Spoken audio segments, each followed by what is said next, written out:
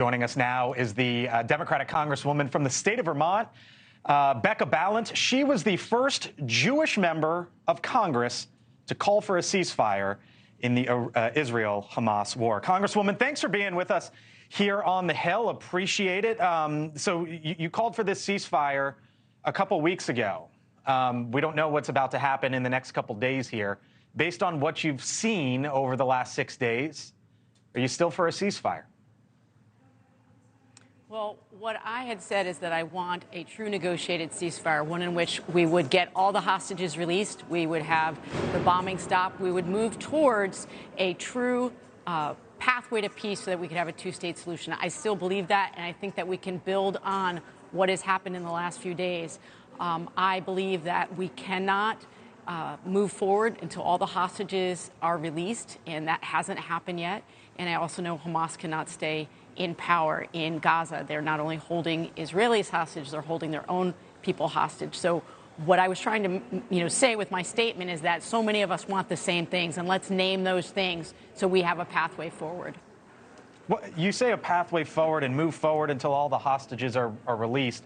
What exactly does move forward look like and mean to you? Well, so exactly as it's happening right now, that we have to keep pushing. The president and Secretary Blinken need to keep pushing to make sure that all the hostages are released. And what I hope is that we will continue to see these waves of hostages being released, continue to see more humanitarian aid coming into Gaza, and hopefully pressure placed on the international community to make it clear to Hamas that they can no longer stay in power in Gaza. I believe it's more than 90 hostages that have been released, and there's still, I believe, 8 Americans. Obviously, the great news that one is out. But is there anything that you think the White House or the administration can do to press to get more of these Americans back home? Well, they have to continue to press Qatar specifically, and also partners in Egypt to intervene. Look, Hamas is a terrorist organization. They cannot be trusted to abide by their word. We know this for weeks now. We've seen that they have held children separately from parents. They have done things that they promised they would not be doing. They still have not admitted to the atrocities that were carried out on October 7th.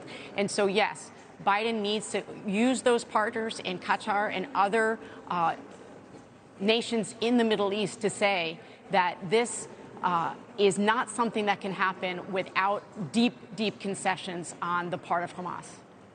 Last question for you, Congresswoman. There are some in your party who want to put conditions around aid to Israel, meaning if we are going to send billions of dollars to Israel, it has to be done with A, B, C, and D, so on and so forth attached.